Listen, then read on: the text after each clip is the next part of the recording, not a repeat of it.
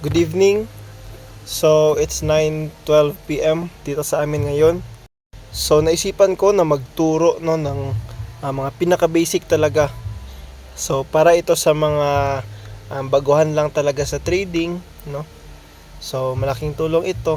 So, para ma-introduce sa inyo kung ano ba talaga yung pag-trade. So, ano yung mga makikita dito sa chart. Ano yung ginagamit na platform para magtingin ng chart. And kung ano-ano pa. So itong video na gagawin ko, no, hindi ito wala itong flow, wala itong script, wala akong ginawang script. So pure lang ito na impromptu lang. So kung ano lang yung lumabas sa isip ko, so yun ang may tuturo ko. So please bear with me lang. Naisipan ko na first ko talaga na ituro is regarding sa mga kung ano ba ito makikita natin. So sige, first, i-discuss ko sa inyo kung ano ba itong mga nakikita ninyo na mga lines na color green at color pula, no?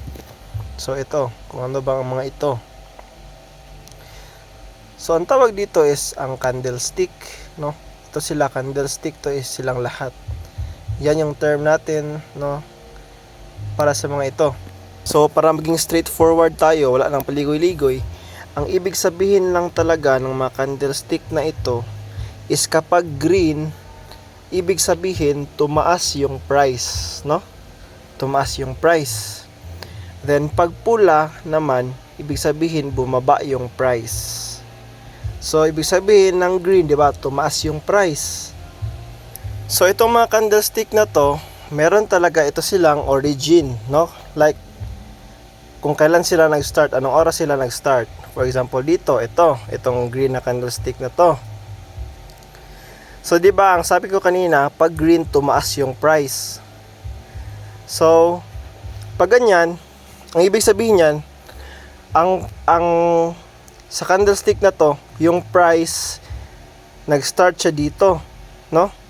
So, dito. So, di ba, nag-fluctuate siya, nag-fluctuate hanggang sa yung last na price niya is naging dito na, pumunta dito, kaya tumaas yung price, na tumaas. Then para naman dito sa pula, no, para naman sa pula, 'di ba, sabi ko kanina, bumaba yung price kapag pula.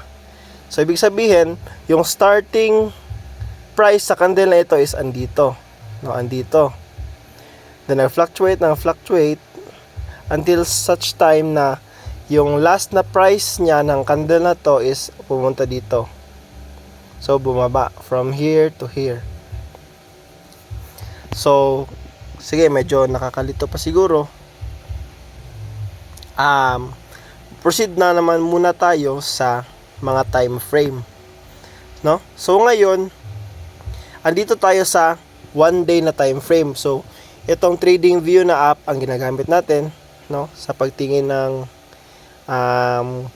gold na chart. So ito, so makikita mo kung saang time frame ka na. So andito, ito yung 1D, tapos ito din may 1D dito, so signifying na andito tayo sa 1 day time frame. So kung i-press natin ito, may makikita tayo iba-ibang mga time frame. So tawag sa kanila dito lahat is time frame. So may time frame na second, minute, hours, and days. So sige, dito muna tayo sa 1 day time frame. So di ba, andito tayo sa 1 day time frame. Ibig sabihin nito, kada candlestick, candlestick na to, ito, ibig sabihin 1 day yan na movement ng price. So for example, ito Monday, Monday. So 1 day, di ba ang time frame natin? Ito Monday, ito Tuesday, ito Wednesday, Thursday, Friday, so on and so forth. So yan lang ibig sabihin ng mga time frame. So yung nagre-represent siya. So ang bawat candle sa mga time frame nagre-represent nag-movement sa kung anong time frame tayo naka-view.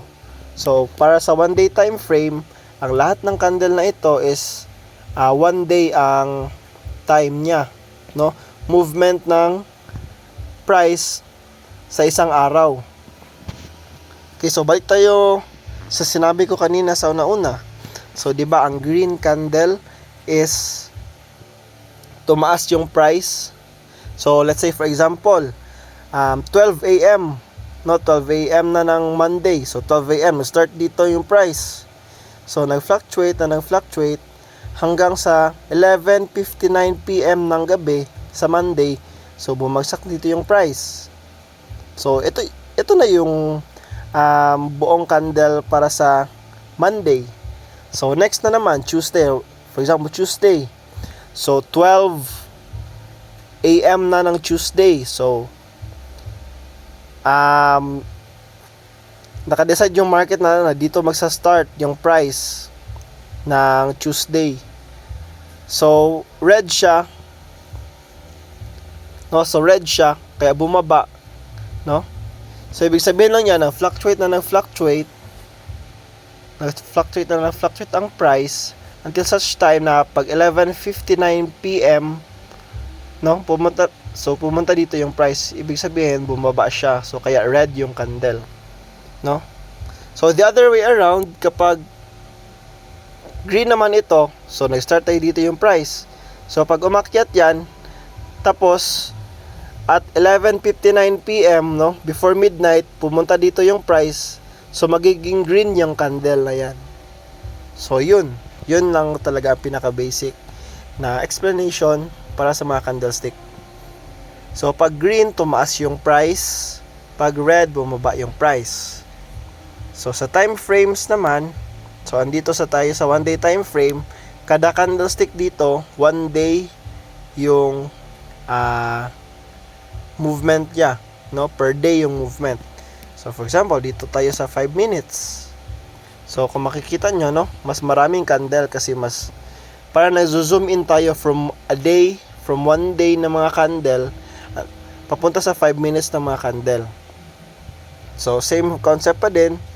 Kada candle dito signifies 5 minutes ng movement ng price, no?